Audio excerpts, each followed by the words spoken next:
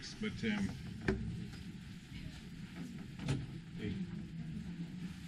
Wena Buju and Dway Maganaduk, Nadway Benezi, Dishna Kaz, the main Dodem, Arishnabi and Dow, Niopit in Don Jabba. So that language is my language. It's the language I grew up with. It's was my background. Best way to say it, like my mom. Let me back up. I'm going to start the way my mom would. Okay? Because she always said when we introduce ourselves to be leave no one behind, right? Leave no one behind, so they're understanding. Wena Buju and Due Maganaduk. That means to all that is today, trees, birds, animals, all those little things that are around us. So in you, in your children, in whoever you have in your life. So Wena Buju and Due Maganaduk. To all that is, to all that was. So that means when we're doing our greeting, I'm not just saying hello to you, I'm saying hello to your ancestors. Because you carry your ancestors with you. You know, and if you doubt that, then you're not sitting here. Because your mom came before you, and so did your dad. No matter your relationship. Your grandfather, no matter what lands they're from, they were here before you. And without them, and whatever they went through, we wouldn't be here. Whether we like them or not, it's an acknowledgement of our ancestors. And when I say ancestors, I'm not just talking about those that have passed recently. I'm talking about going back to the beginning of time and the beginning before the beginning. Meaning in America, they like to talk about the Bible, which I found interesting, but I didn't grow up with that. You know, when we grew up, we talked about the beginning of the creation. In our creation story, we talk about dinosaurs. We'll talk about the fire of the sun that burns inside of the earth, and why fire is important to us, right? So, Endue Maganaduk, that's to all that is, to all that was, and then to all that ever will be. So that means your children and your children's children. Because in our belief system, those little spirits are waiting to come into this world. And those little spirits, for younger men in the room, younger women, that are carrying seeds inside of them, like strawberries. On a strawberry, you can see the seeds outside. But inside of women are seeds. And those seeds are sacred. So when our little girls start their menstrual cycle, and excuse me, a man talking about women's things, but it's just me here. So trying to have you understand what I'm saying in a very short thing. So those seeds that are inside of women, that will mark women when they become women, like the 10-year-old girl at any community school. Now I marked her forehead, so everybody knew she started her menstrual cycle. So that we don't go by time how old they are. Used to be it was 13, 14. Now we're starting them 9, 10 years old. So there's some conversations they're not ready for, but we have to give them. Because what they carry inside of them are very sacred. And what they carry inside of them is the future. So a special greeting to those women in the room that have those seeds. You know, I don't mean to be mean to the guys in the room. You guys, but I'm sorry, you guys don't carry those seeds. You know, but our women do. They're important to us. So to all that is, all that was, the trees, the insects, the river, the earth, all of it, to all that was, and the celestial place we come from, all of it, to all that is, all of it, and to all that will be, our future. Our future. That when we give that greeting, it's not done lightly. You know, that formal greeting. So then it goes on Winabuju Ednaway Magana Duke. Nottoway Bene Z indigenous cause. That Nottoway is the birds that come from the east. We always think about birds migrating from the west, you know, or coming from the north and south in that direction. There's birds that migrate from the east. And my ancestors are like that. So then those birds that migrate from the east, and then the voices descend onto the earth, right? That's what my name is. The action of doing it. My language is, it's a doing language. It's not a English, American language. It goes like this. It's like noun, verb, and then maybe you get some descriptors in here, noun and a verb. Like it begins with me, and then I, and then ran. Our language, it's reversed. This is the least important. The me is the least important. What you do is most important. That translates to our greeting. What you do is most important. This is what's most important. That. Okay, the being, the self is less. So that action of the birds coming from the east and the action of the message of those birds going out, those voices of those birds, that's what my name means. And then my clan is Fish Clan. It's a water clan. So that's why we're so smart, right? Because we always say we're the smartest clan of all the tribes, because we're always in schools, you know, that kind of old joke using English, you know. And it's true though. The clan I belong to is Sturgeon Clan, Lake Sturgeon, freshwater sturgeon. So when we trace our ancestry, that goes all the way back to that time of dinosaurs. And that's my family, is those sturgeons. So we can't eat them, right? We don't eat, no matter, we can't eat them. It's not that way. We can eat other fish, no, but not that one. So the Sturgeon Clan, if I can describe it in my introduction, all of this is in my introduction. Okay, that Sturgeon Clan, right, kind of, this guy, kind of in all that he does, kind of older. That's below this one. If they're on these, the dance they know is Orange Justice, right, or Floss, right, from video games. That's where they're learning how to dance. So what I have in my bag here is regalia. It's not a costume, it's the real thing. And there's stories behind all of it, and I'm going to talk about that. But I also want to share why this is important. Many people here may not remember 9/11. I do. And at the time of 9/11, in the United States, when we would go to war with other people, we were waterboarding. You remember that? Waterboarding? It's because it's like the United States forgot about how to ask people questions to get answers. So if you waterboard someone, usually you can get them to tell them anything you want. Or they'll wait a certain amount and then they'll tell you what they think you want to hear. And we get a lot of people killed that way. Our side and their side.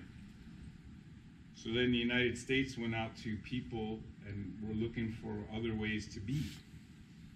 And that's how I got involved with the United States government. I went to work for them because the government didn't want to torture people anymore. But then how do we deal with people around the world? We have to understand them on their terms, not our terms. And this is a very simple thing. Satellite Communication Center in Hilo, Hawaii, monitoring one of the countries that we were thinking at that time about going to war with. That satellite communications center was headed by 26 standard Americans, white American guys, 50 and over. And they're monitoring another country, communications, airspace, all that. And they're in charge of a group of what? 4 rooms of Hawaiians, Southeast Asian scientists and computer geniuses. But 26, mostly mainstream white guys. So what do you think the advice and the things that were coming out of that satellite communications and intelligence gathering center was? It was all based in American thinking. It was all based in how Americans see the world in this noun-verb way. How were they wanting people to listen to conversations in other countries? Based in American thinking. And that, it didn't do us very well. It was working against us. So when I went to work for the government, and I went to work for the Boeing Corporation to advise them about how to be different, one of the questions was diversity in the workplace. We have to have diversity in the workplace. And what diversity in the workplace looks like is you. Every single one of you in this room is diversity in the workplace. Sitting right here, sitting right with us is the future of this country. And I don't mean to make a lecture out of it, but it's absolutely true when you look at world history. It's not a lecture, it's just true. The United States only has so much population, and for it to exist in peace and in togetherness with the rest of the world, it has to come from one kind of understanding. Because that one kind of understanding can get somebody hurt. Here's an example. If I would be a guard, let's say I would be working in Afghanistan. Okay, I'm a Marine guard in Afghanistan. I understand the world from an American way. This is how Americans say hello, right? So I'm going to use you as an example. I'm American. See you walking, we're in the workplace. I'm like, oh, hi, how are you? You know, it's like that's how Americans do it. Hi, how are you? Right? I'll go by, try it again. Let's say I'm working with you. Hi, how are you? That's it. Other cultures, when you say hello, how are you? You got to stop and then tell them, this is how I am. I'm good. Tell me how you're doing. And that's not, I want to hear about your kids. And if I know you, I might even give you a hug. Imagine giving a workplace hug. You need at least 3 different witnesses in America to do it, right? Or in other cultures, to be close, this is American space right here. That's an invisible bubble around him for Americans. Can't go inside that bubble.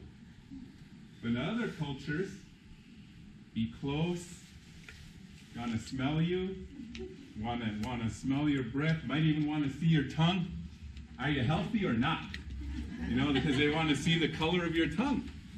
Oh, you need to eat more vegetables, right? Some of you know this culture, yes? They look in your face. They look at your, oh, how are you? By smell, by taste. Americans have no idea that exists.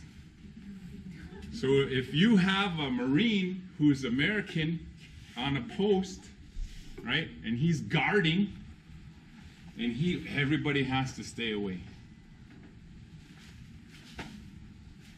That's a blast radius. So if someone has a bomb underneath, that goes off, how many people they can destroy.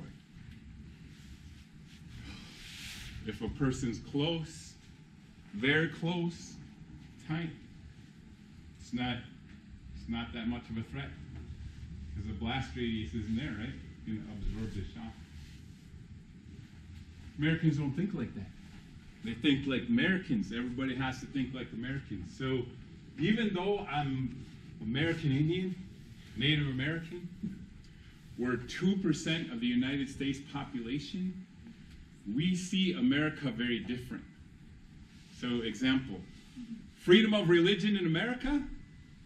Native folks didn't have freedom of religion until 1978, in my generation.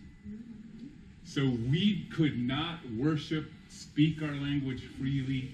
We could not have freedom of religion until 1978. That is when the American Indian Freedom of Religious Act was passed. So that's why there's been a revitalization of people born since 1978 in Wisconsin, in other areas of language and religion and dance. Because in the generations before, that stuff was illegal. You couldn't do it. So our culture would hide in plain sight. For those that are native in the room or been in Milwaukee for quite a while, you know American Indians because you've seen us, maybe Indian Summer, on TV, in media, feathers like this, right? Feathers, kinds of things. That identifies us. So there's 54 direct members in my family. 54, right? 54 directly related. 4 of us dance. That's it. Just 4. But in America, you'd think every one of us dances. And it's not true. That's like saying there's only one way to be German. There's only one way to be Ethiopian. There's only one way to be whatever. There's lots of ways to be a certain way. And to be a native in this, so different ways for us. It's like this is all colorful, right? Our older ones were yellow or white, red. They're kind of only colors. So this was worn up on someone's head so they could be taller. And so if people were going to war, the idea was you wanted to be kind of bigger than what you were. So if you get in trouble with somebody, you know, maybe it's, oh boy, that's a big person. I want to fight the tiny person. Forgetting that usually the tiny people are usually the fastest, hardest working ones. You know, they think about it in school, you know, tiny, wiry, all that kind of stuff. In our music, oh my gosh, our music, let's see. Here we go. Where is it? Here.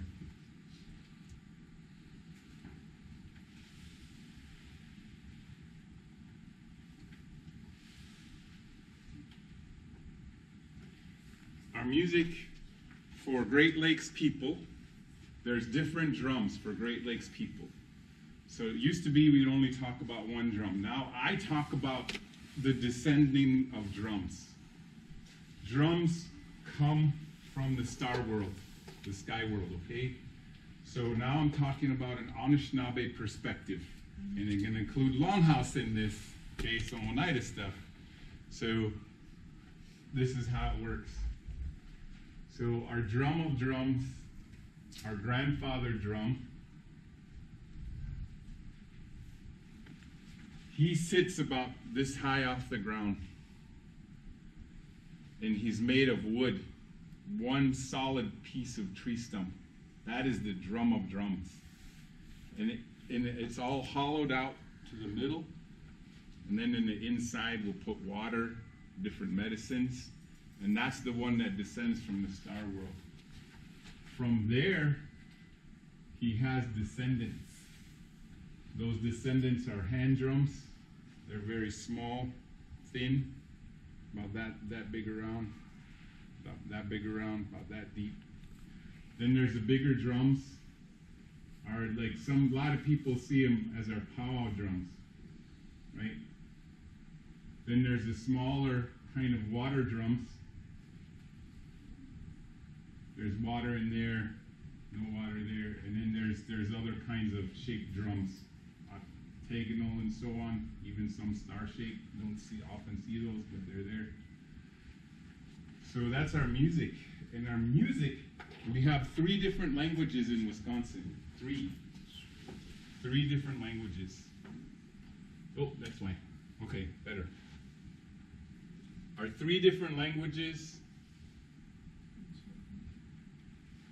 My grandfather could speak 5 languages: English, Menominee, Ho-Chunk, Potawatomi, Anishinaabe, like a Lakota language you could understand. I can only do 3.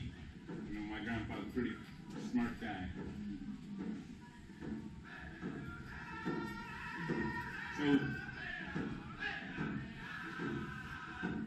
a drum, that's your heartbeat, kind of hard beat, soft beat, hard beat, soft beat, that kind of thing. And they're vocables. You know what vocables are? Vocables are at Bucks games, Brewers games. How's it go? Na na na na, na na na na, and then it goes into words. Hey hey hey, goodbye, that kind of stuff, right? Na na na na na. Everybody sings it. And, you know, in soccer stadiums around the world, they have songs. Everybody sings. In America, people kind of scared to sing. You know? But you go around the world in socials, right? Everybody loves singing.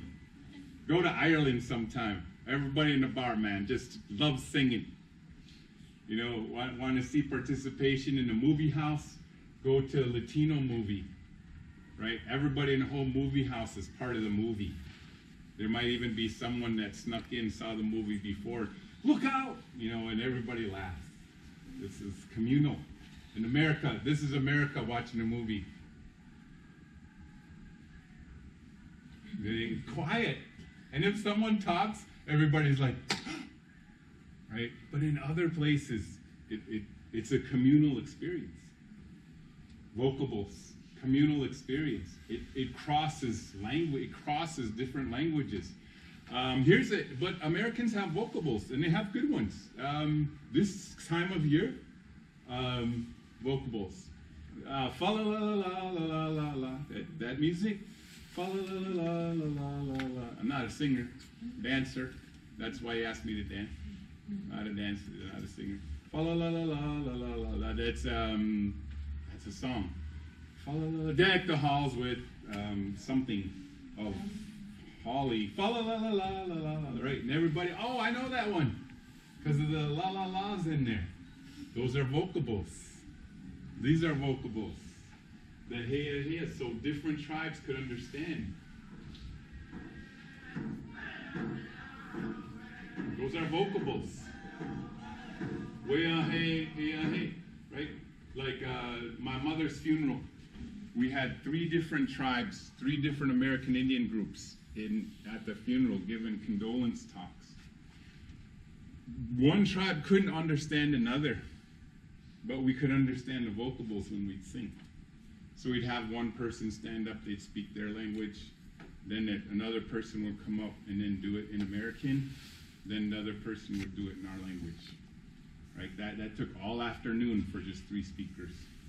Because some of our condolences, they'll go on for, boy, half hour for the short ones and a couple hours for longer ones. Okay? So that, I'm trying to give you an idea of where all this comes from, because there's one person in the room that's going to be dancing, and that's me. That's like if I would ask any one of you to do a dance from your country or culture, and it's just you doing it, it's out of context. Okay? Meaning, let's say let's learn a white person's dance. How do white people dance? Happens all the time at the rave. Downtown, if ever you want to write a paper on white people dancing, go to the rave downtown. They have what's called a mosh pit.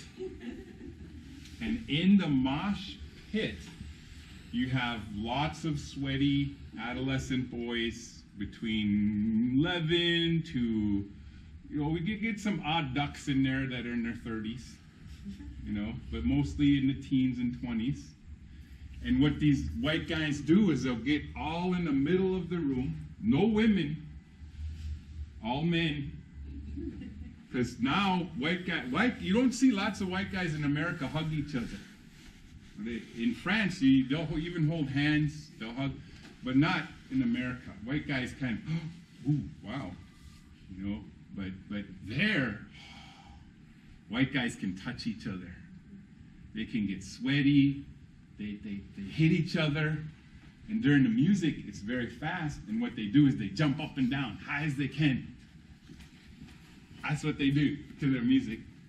And you get 40, 50, 60 of them doing that. And it's just a blast to see them having a good time. You don't often see white people with smiles on their faces these days. But go to the rave and see these kids dancing. They are having so much fun. And they're all dancing. So what you have is a young guy in back here against the wall. And if he wants to join the group, what he'll do is he'll run as hard as he can into the group. He'll run hard, and he'll slam his body in there, and everybody hits him. Boom, boom, boom, boom, boom. Bam, bam, bam. And if he falls on the ground, it's the most, because it looks violent, but there's this awesome thing that happens, is if he lands on the ground, or maybe he gets hurt, someone in that group that's doing this, they'll actually bend over, pick him up, and see if he's okay. So in a way, in a joking way, it's kind of silly, but in another way, there's a rite of passage, there's physical challenge there, and there's a brotherhood that's happening in there. And it's really quite amazing. So when I first saw it, and I was this kind of dancing before, because I'd always ask white people, well, what kind of dancing do you have? And their answers would be polka, there would be hokey pokey, right? That's a white person dance. That's usually done at weddings. Then there's the chicken dance. They like to do that. White people love to do chicken dances at weddings. Very, very fun. A lot of you have seen that, right? The chicken, this one, you know that one. Then there's the Macarena. Oh, white people love Macarena. Go to Packer game, they're doing this. And then they do this, right? So that's Pacarena is actually, they call it. It's very fun. I mean, it's goofy, but do you see what I'm saying? If I do it by myself, it's kind of, wow, geez, how's that fit? But if you have 100, 200 people doing the dancing, it's really impressive, no matter your culture. If you're from a village, wherever you, maybe your ancestors come from, and they'll have a certain way of moving. Puerto Rican dancing. If you haven't done Puerto Rican dancing, that is a must paper right there, because that is fun. Like, right? Is there anybody who knows about Puerto Rican dancing in the room? If you don't, find out. Take a Mexican person with you. Okay? Because if you take a Mexican person in the room, Mexican culture, oh, so conservative. Look at those girls. You know, how they dress, how they are. Or take a Mexican guy. I mean, like, not like somebody from Texas. I mean, real Mexican, like with the hat and the boots. And take him to a Puerto Rican bar. And he'll be like, because he doesn't know what to do. It's like all the controls are off. Girls are dancing with girls. Girls are asking boys to dance. And that Mexican man's like, you know, he's enjoying it, I think, because I've seen this. And it goes into the workplace, too. It goes into the workplace. So think about, and this is what is difficult for policemen.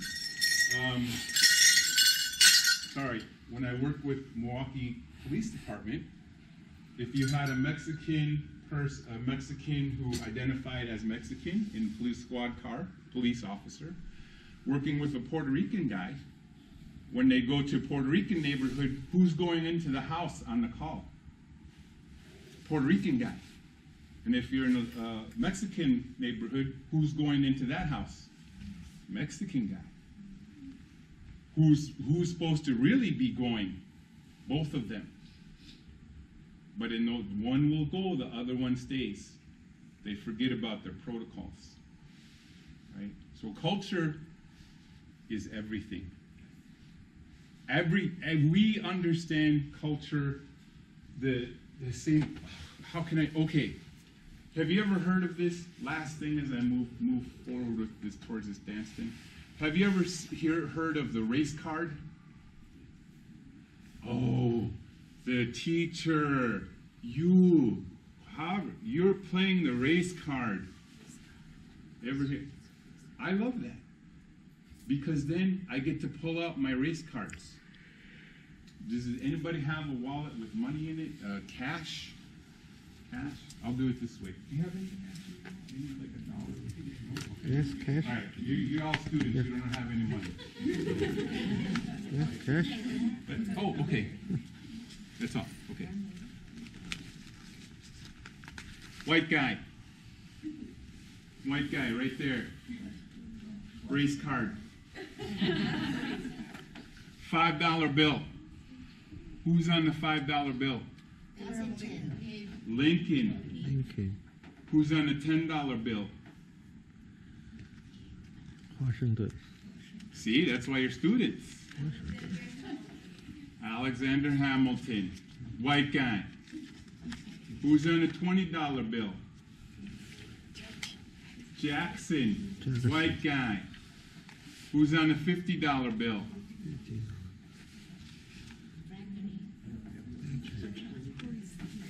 White guy. Who's on the $100 bill? White guy. What are you working for? Cash, money. It's all one race. So when someone talks to me about playing race cards, I say, good, let's pull them out. That's what we're working for. So it's interesting, right? When you look at culture, how it tells us what's important. When your kids go to work, your children go to work, what do they work for? Money. Who's on the money? White guys. They see anybody that looks like dad or mom on there? We got to think about that stuff. We got to celebrate our cultures. You know, it's more than just that. And that's not to say white culture is bad. It's not about bad or good. White culture is very beautiful. I just wish people would embrace it and know more about it, because there's some awesome things in whiteness. There really is, and it gets a bad rap. It's like stereotyping, you know, because I've studied it. I've worked with people when I was with the government intelligence who specialize in white culture. And when they tried to infiltrate white supremacist groups, we got to know about them. How do they work? How do they think? All that kind of stuff. So these are our pants. I'm showing you a men's traditional outfit, regalia. So in our homes and villages in Milwaukee area, we didn't have big buildings. Our homes were like wigwams. Out east, big house they call it, or longhouse in Oronidis. So we had pants, but there's no middles to them, because we couldn't have, like your kids, they want to have 4 or 5 different kinds of jeans, right? Grandkids, what do you want for holidays? I want to have clothes. They already got clothes. They got a lot of clothes, but they can always use more clothes. This is how it is. It's part of our culture, consumer culture. All right? For us, we didn't have lots of room to store things. We had very small houses. Very small houses. So we had maybe 1 pair of leggings like this, and these would be a dress kind, were decorated, has my clan colors on it, so people know right away this is my clan by looking at my colors. So you get greens and blues, a little bit of the reds in there, but a lot of blues and greens, a little bit of the white and so on. So that's my clan. This represents horses. Horses were originally from the Americas. Somehow they got to Asia. We don't know, but about 10,000, 12,000 years ago, they died out here. But somehow, we always think about that migration coming from Asia and Europe. It didn't. It went the other way, too. So those horses came back to the Americas. And this is kind of represents them. Appaloosas, spotted horses. That's what that represents. So this is my horse dance stick, right? So 3 stars. That alignment is representative of my clan. So even while it's a horse, people see that alignment of 3, see Sturgeon clan, right? So even though it's a horse, right, I have my clan representation in there, and a real dyed. People say, oh, where do you get that from? And I said, well, I go to Home Depot, cut it out, and then I'll go to Joanne Fabrics, I'll get some dye, and then paint it. And the designs I learned from my mom, my dad, my uncles, and so on. So that's what that's about. Shoes. You can always kind of tell where somebody's from, right? Especially in Wisconsin. Day like today, beautiful day. Who's from Wisconsin? Right? Look around, look at shoes. Who's been here? Oh, tennis shoes. Well, you've been here for a while. Tennis shoes.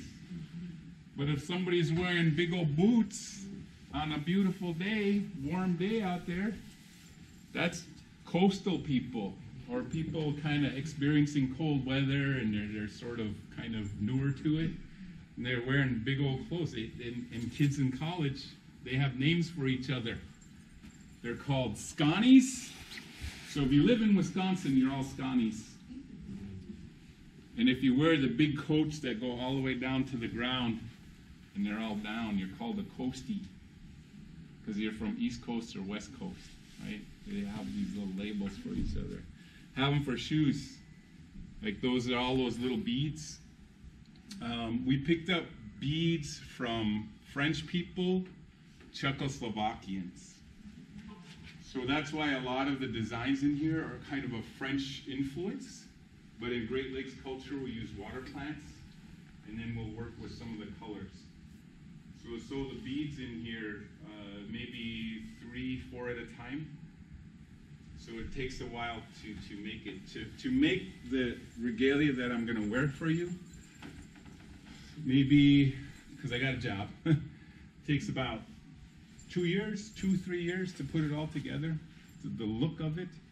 It's not as detailed as some cultures, but it gets pretty close. So then there's this one. That's my belt, right? So star alignment, and then the sun path, our geesis. It's the sun. He begins his responsibilities in the east and then sets in the west, right? So that's kind of what this is about, is that respect for that. So my mom used to say, oh, whenever you go out and dance, your outfit should be a certain way, and she didn't like plastic. She wanted me to tie everything. Well, my mom, I was just, well, that's you. So I just change things around sometimes. But it goes on just like this. Oh yeah, pocket. Right? Got my cell phone. Goes right in here, right? The cell phone I don't like, I'll put them right in there. This one was is for your neck, because when people would try to hurt each other, they'd try to cut each other's throats with knives. This kind of battle for American Indians wasn't done by drones, and it wasn't done by rifles from 300 yards away. And we kind of kept it that way, right? Battle was if this is a person, they're this close. So this becomes a club. If this was real, this would be real thick and heavy and have a round face. So that would be the weapon, hand to hand. So doing combat, you'd be this close to somebody. And if you take their life, that was you understood what that was. If you do it from 300-400 yards away, like they teach us in the military, it's different. It's still horrible. It's still nightmares. But it's not like getting up close to somebody. That was our battle, and we wanted to keep it that way, because we thought all life was sacred. And for some of our tribes, if someone takes a life, they lose their forever life. That would be it.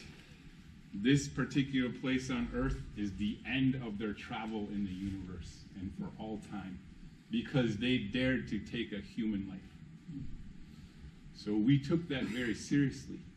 We took it if you ordered the taking of life or you took that life, it was very serious stuff. Very serious stuff. It wasn't just, well, we're going to go out and do this like on video games. My kids play video games and I can't watch. I can't. I mean, I know it's fun and I know they're not on the streets and tearing it up, but there's some stuff I can't. Because of how I grew up, is different. So 3-star alignment.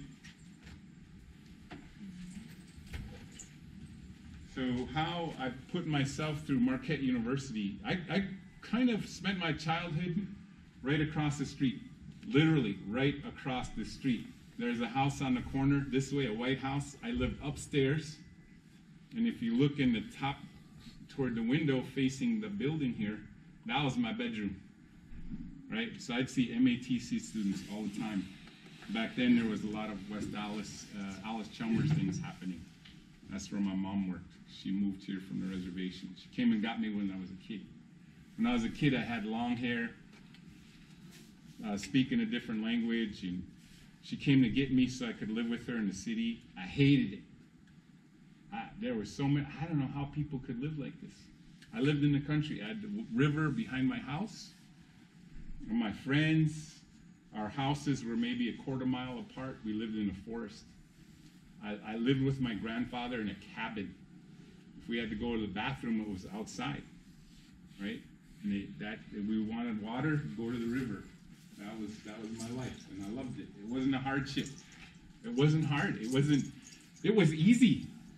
Sun comes up, you get up. It's that simple. It's not complicated. Sun goes down, you go to bed. It's simple. It's not complicated at all. Now, you got people when the sun goes down, that's when they want to go out. You know? Sun goes down, it's like, all right, this is different. So this is my medallion, mirrors, because when we're dancing with our ancestors. And when they come to visit or see what the sound is, they look in on us. They want to see us. Who is that? And when they look at us, we like it. But some of our ancestors, they were not good people. So in that other world, as they descend through 3 other worlds to get here, they have a shape to them. And they'll see themselves in these mirrors. So the good ones, they'll see themselves in the mirror, and like a teenage boy, oh wow, hey, look at me, you know, look good, you know, right? And they got a good spirit. They look good. And the ones that were ugly, treated people mean, and were harsh. They're bent and twisted. So they see themselves, and it scares them because they don't usually see themselves. That's why we wear mirrors, right? The good ones want to be by you. The bad ones, they want to kind of not be around you. So, kind of almost done. So that this here is my vest. And it's all, a lot of this is just style. Not everything has to have a meaning and all the other kind of stuff, but you got the basics. So, last couple things. If there's any Germans in the room, you guys are awesome, especially you guys, you barbarians from the hill country. A lot of those are the ones that settled Milwaukee, the Bavarians. Telling you, fierce warriors, man. Germans, fierce warriors. Bavarians from mountain people, they wore eagle feathers. In Japan, I've seen people wearing eagle feathers, golden eagle feathers. Not just any eagle feather, golden eagle feathers, right? So we have those too. There's only certain people that can have these kinds of feathers. This is a man's fan. So when I'm dancing, you're gonna see me like use it, telling the story when I'm dancing, okay? So kind of this is the hand I use it in. That's how I use it. Because when a bird is kind of like this, right? Like that. So that's the look, kind of helped tell the story. In 2018, I'm gonna hate to see it go. It's the year of the bird. You know, so it's been great. On my Facebook, I nauseate people. They see my posts, and sometimes I'll do political stuff. It's pretty fun, but mostly I put pictures of birds up because I think birds are awesome, and they're just amazing little creatures how they move. So you're the bird. That's me. I'm gonna put that on just a second now. Bells. Only the men wear bells. Women don't wear bells. Women don't wear bells. Guys do, because guys need the help. Women, they already have like the attention of the creator. Remember, and I talked about how they carry seeds? The men don't have any of that stuff. We're just guys. We're just dudes hanging out. That's it. So we have to attract attention to ourselves, to myself. So we use these noise makers. Used to be, we would use deer hoofs. The hoofs or feet of deer, we'd hollow them out, and then they would click together and make a noise. Now, a lot of guys use bells. So this outfit's getting together pretty quick. It really takes me a long time to put it on, make sure everything's working good. So like that. Horse bells, actually, is what we're using today. So this goes up here. So now I want you to remember, when you see me dance, be kind. I am 57 years old, all right? So what that means is, I'm 57 years old. And when I'm dancing, it's not dancing usually for young men, very strong and fast and quick and amazing athletes. That's not me. I used to do that kind of thing, but not so much. So this goes on my head way up here. So again, makes me taller. This is about choice.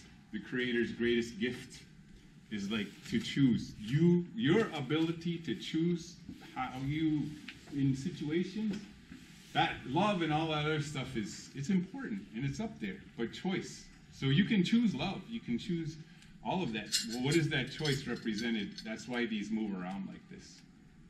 So that's why that freedom of choice that we have. There's this one path and another path. So that's why those feathers are the way they are.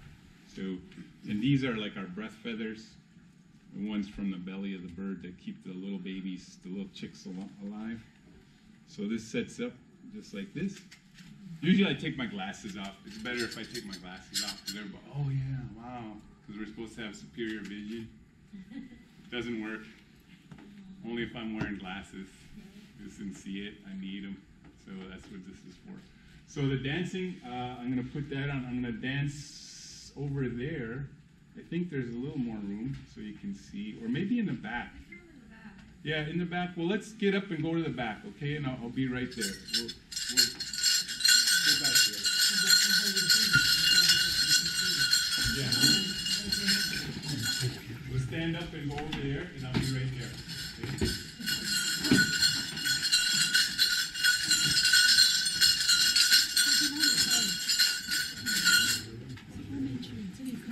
Yeah, you can come back. Yeah.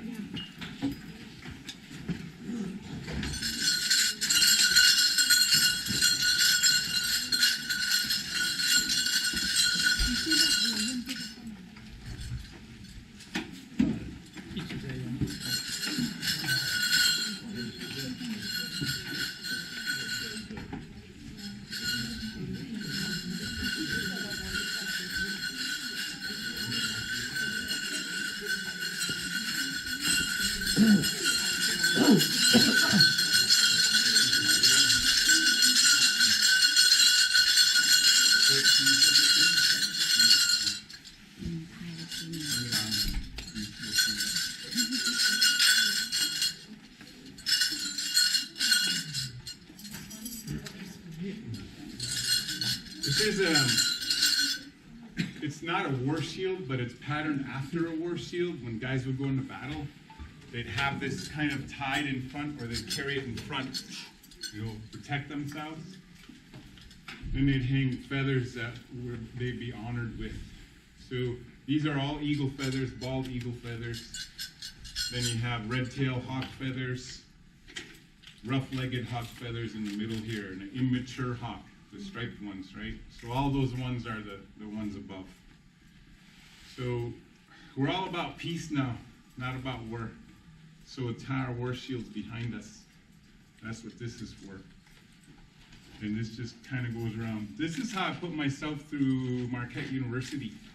I danced at contests and so on, with men dancing. And it was a lot of fun, and it was to the music that you're going to hear. So let's try the second song, perhaps, on that one. Which is, hit the play button and then hit the other one twice. I got it. Okay. Yeah. It's okay. There we go.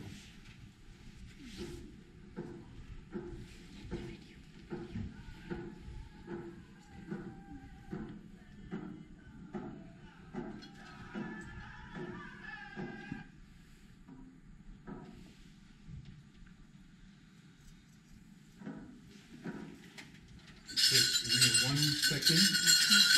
I gotta run back there. I'll be right back.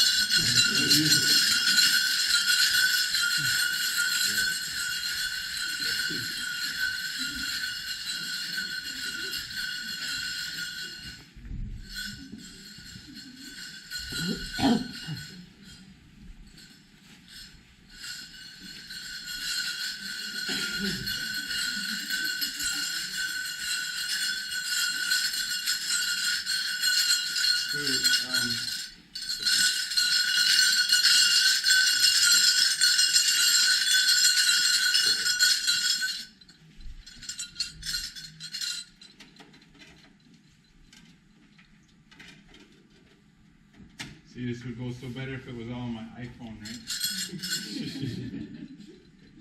So the beat is a hard beat. That's my uncle. So you can pass it around and see him. He's not here anymore, but he's a good guy.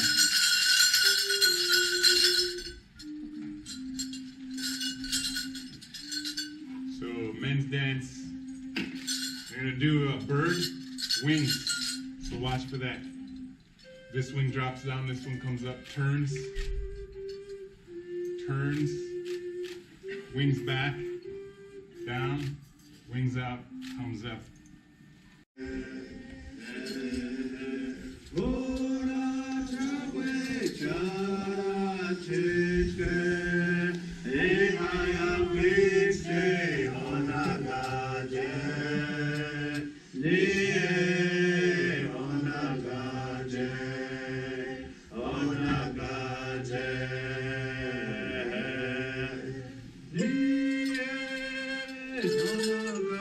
So when we dance, it goes in this way. If we go the other way, we're remembering someone that died. That's in our mind, in our heart. We'll go opposite. But just for now, I'm going to go the regular way.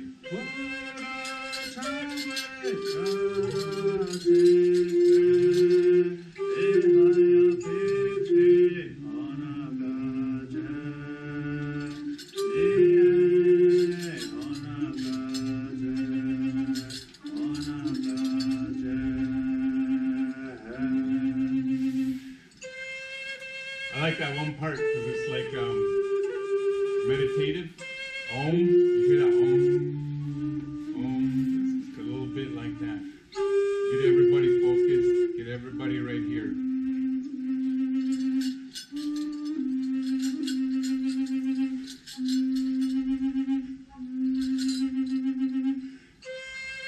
We only had flutes, drums as instruments. Sometimes we'd use wood. Certain songs we just use wood. That was it for our kind of not entertainment connection.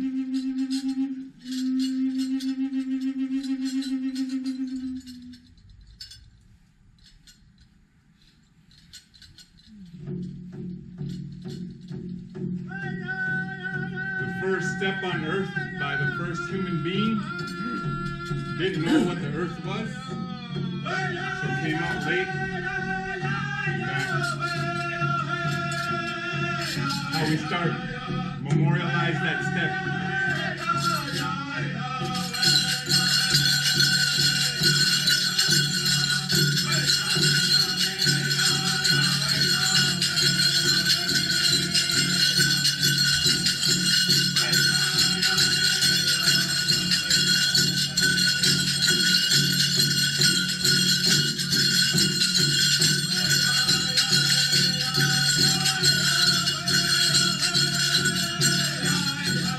Kind of interrupted. Kind of that first little bit in our ceremonies for God. Second verse is for community, and third verse we'll start dancing. So that's like we're just kind of dancing place. Third time through now. Then it's for us.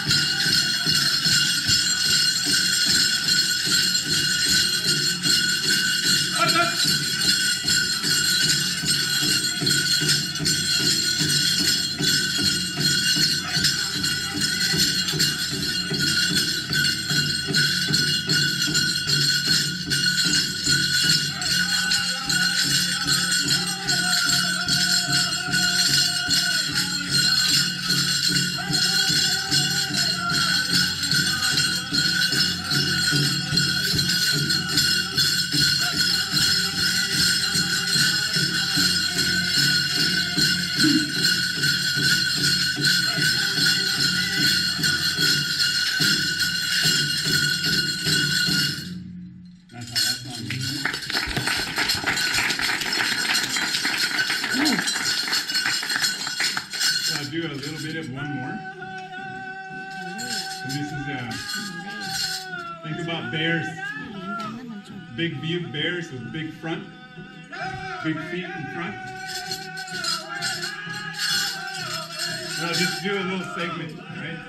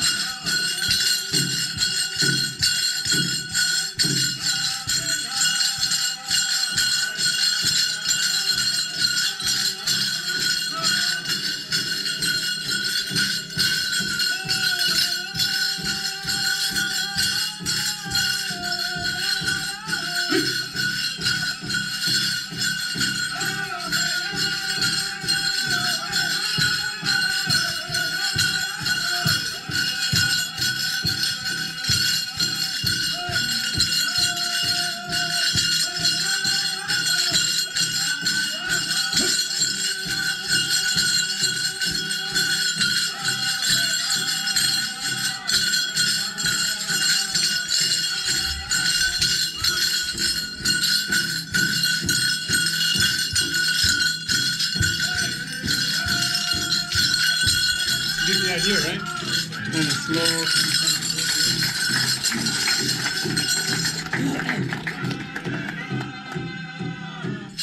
Okay, last one, and I'll have some of you guys come try it. The last one. I want you to think about turkey. But it's not, because the dyes are different. So you have to buy as much as you can right away to make sure it covers, or else the stuff's not going to be matched as well. So that, because you'll see some outfits and they're kind of put together, but see ones like this is like, oh wow, there's someone that kind of has practice. You know, other outfits, there'll be different greens, different blues, and that's someone who's learning. When do you start with dancing? We can't carry our babies in a circle. So no babies, because if you carry them when you dance, you're offering them to the spirits. So then you carry that baby, the spirit can inhabit that one, and then that spirit has to go. And then someone else will occupy your baby. So when you come into the circle, it's very powerful, and you have to come in on your own feet. So a lot of people say when they're walking, but my grandfather was more like when the boys and the girls with menstrual, and then boys when they're starting puberty, getting the hair, then come in.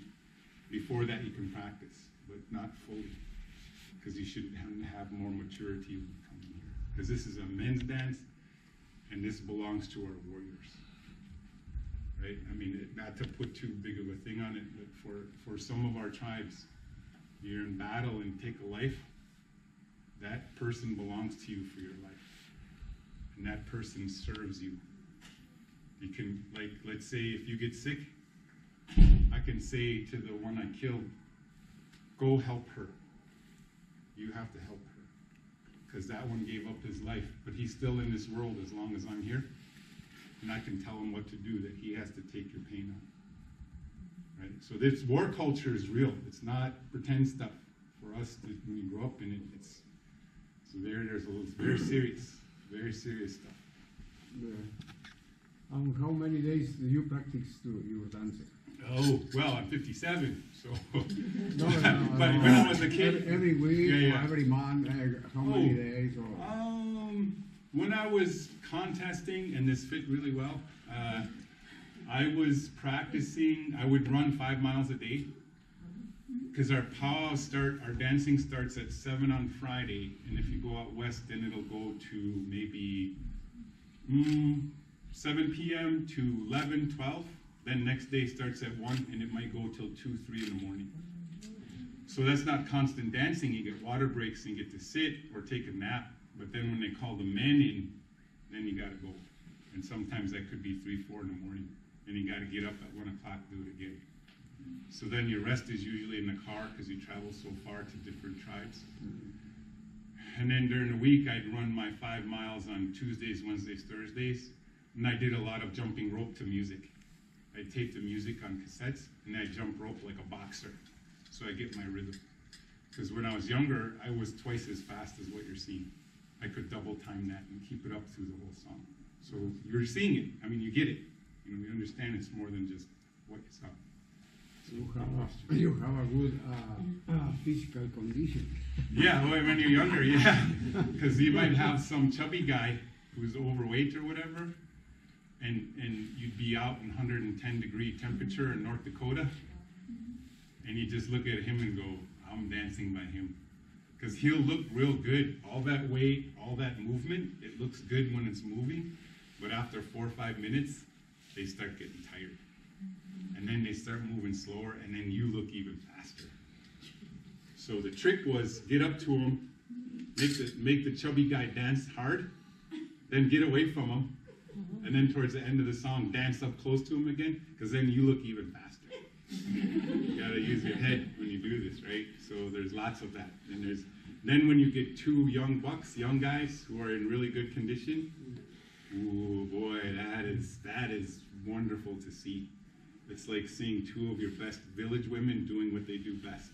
I don't care what it is, cooking, dancing, whatever it is. When you get 2 of your best together at it, ooh, just step back and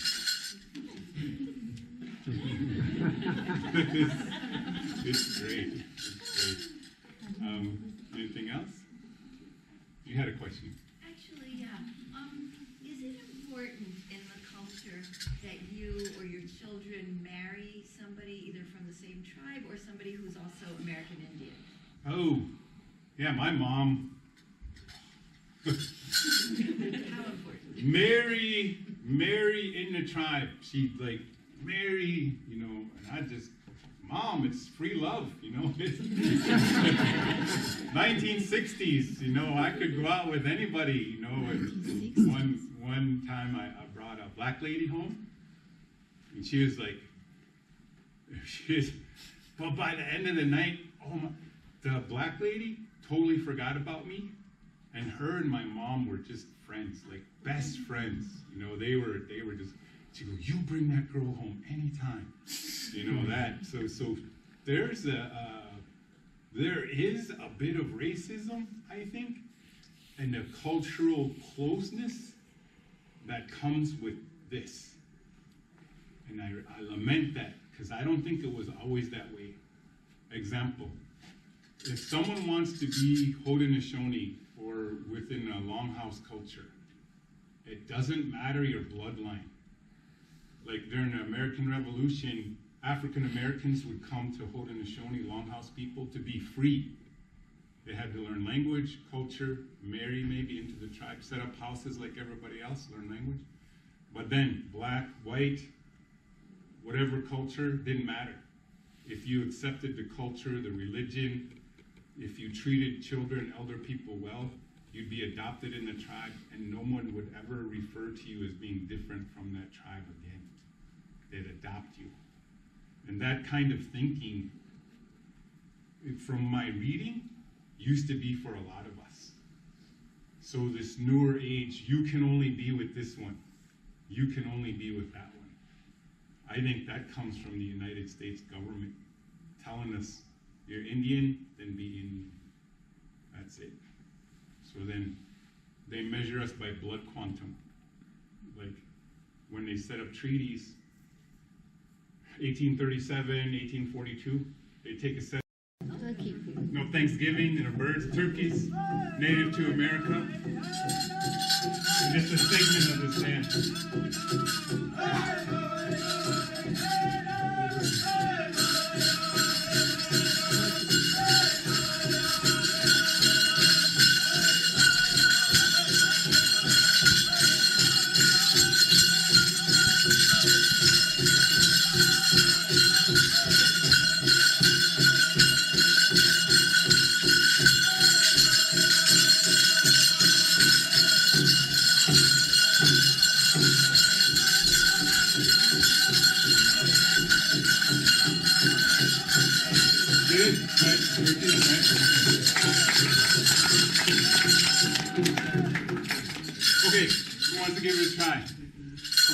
up over here. I'm not going to pick on it. If you want to give it a try, and we won't have it filmed either, guys. Because some of you get nervous. Oh, I might see myself on YouTube. What my kid's going to say, right? No. So, anybody want to give it a try? Even one person? Yeah. Okay, come on up there. All right.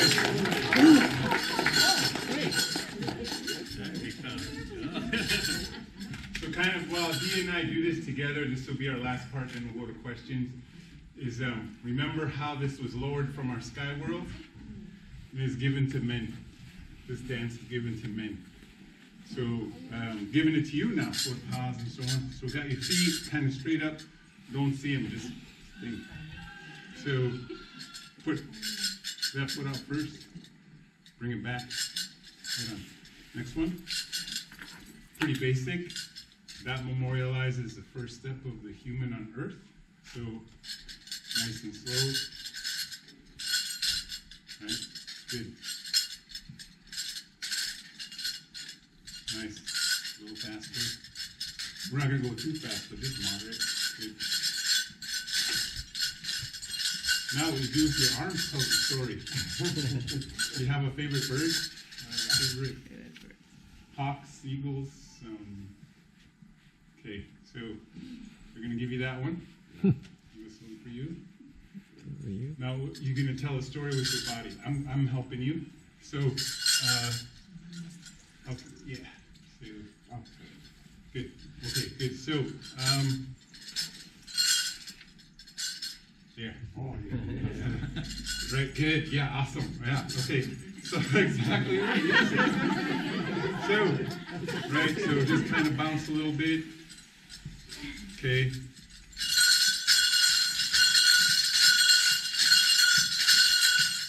Good. Arms nice, good, even. Now, if you're a rider, let's try bird, okay? Drop this thing down and go spin. See my arm? Okay, good, you got the turn. All right, so face me. Okay, so if a bird turns that way, drop this wing down. This wing goes up. And then it goes like this. Do that. Okay. This way. Do that this way. And this one goes down. Up. Right on, right on. Okay, we're going to do it. You guys ready? So here we go. Good. Okay, let's take that. Okay, good rhythm.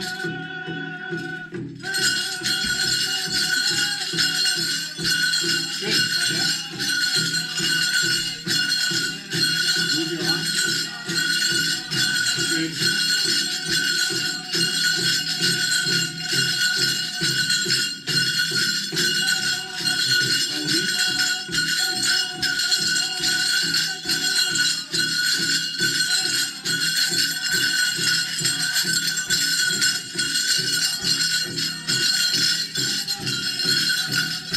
Yeah, nice. Good, good. All right. First slide backwards. Okay, good. Okay, now.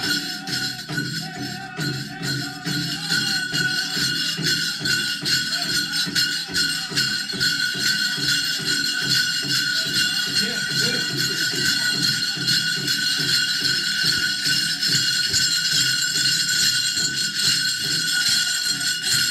Okay, go ahead, do it. All right, go. Thank you. Really good. Thank you. Okay, so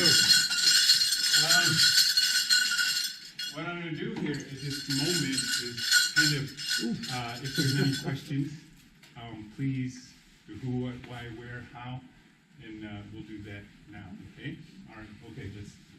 If we could, I know we might be pressed against time, but maybe 2-3 questions. Yeah, does anybody have a question?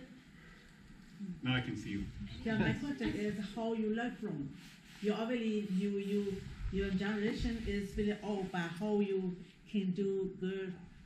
Who you learn from teacher or from your? Oh, my grandfather. And my dad was killed before I was born, so then my uncles became my dads. My mother's brothers are my dads. My dad's brothers are like cousins. So then when he was killed, then my mother's brother stepped in as dad. So then instead of having one dad, I had two. It was tough. Because they're disciplined, right? But I had two dads. So it was, in our tribal culture, we're built for that. If kid misses mom, dad, the aunts or the uncles step in. And they taught me. And then when I was maybe 4 or 5 years old, so there's hundreds of dances. I just did basics today. So are you going to teach your kid too? No. I have. My daughter, I taught her women's dancing because her mom didn't know too much. Her mom was Longhouse. And my religion is Medewan. So kind of what I'm talking about descends from that. But her religion is Longhouse, which is different. She's Onyoteaga, and I'm Machituic. So those two tribes have different thoughts. So she couldn't teach her, and she didn't want to. She thought it was impolite. But my daughter is a radical, rebel. So she said, "Hey, Mom, too bad." So I taught my daughter. And then I taught my sons, and 3 sons, and 2 of them dance. Right? One's really good. The other one, but I love them. I love them. So, yeah. One more question. Who made the clothes and how long have been made? How long have been you keep this clothes? This is maybe 12, 13 years old. I put it together. I did. And then we get the beads and stuff online from websites. But before that, we'd go to powwows and we just order by the bag, our main color. And we'd always have to order them at the some human movements, bow movements, rifle, pistol, kind of we call it war dancing. Okay? So just watch for those things.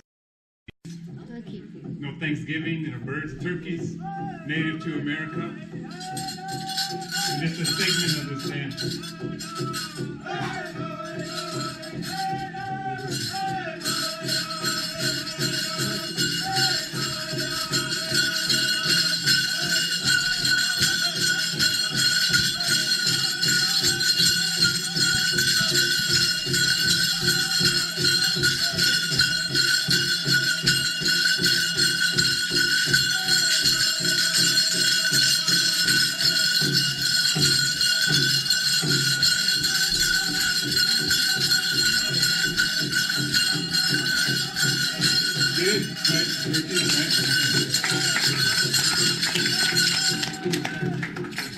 Okay, who wants to give it a try?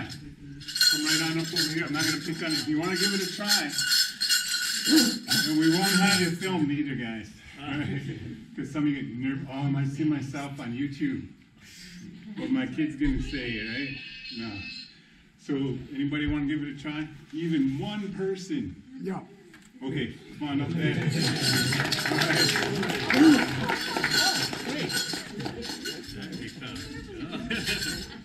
So kind of while he and I do this together, this will be our last part, then we'll go to questions, is remember how this was lowered from our sky world? It is given to men. This dance is given to men. So giving it to you now, 4 paws and so on. So got your feet kind of straight up. Don't see them, just think. So put that foot out first. Bring it back. Hold on. Next one. Pretty basic. That memorializes the first step of the human on earth. So nice and slow. Right? Good. Nice. A little faster. We're not going to go too fast, but just moderate. Good. Now what you do with your arms tells the story. Do you have a favorite bird? Favorite hawks, eagles? Okay, so we're going to give you that one. This one for you. Now you're going to tell a story with your body. I'm helping you. So, okay, yeah. So, good. Okay, good. So, there. Oh, yeah. Right, good. Yeah, awesome. Yeah, okay. So, exactly right. Yes, yes.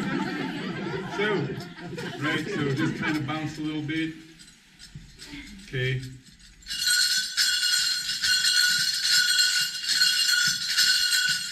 Good. Arms nice, good, even. Now, if you're a rider, let's try bird. Okay. Drop this thing down and go spin. See my arm? Okay, good. You got the turn. All right, so face me. Okay, so if a bird turns that way, drop this wing down. This wing goes up. And then it goes like this. Do that. Okay. This way. Do that this way. And this one goes down. Up. Right on, right on. Okay, we're gonna do it. You guys ready? Okay, here we go.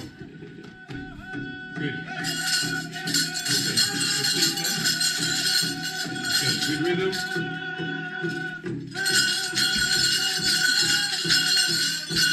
Good, yeah. Move your arm. Good.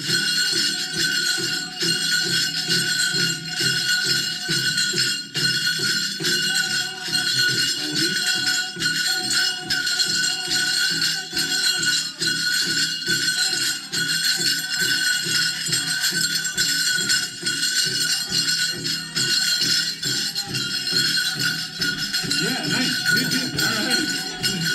Front slide backwards. Okay, good. Okay, now.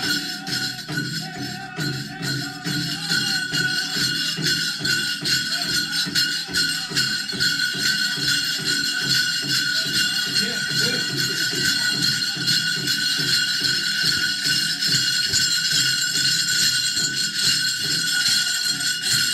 Okay, go.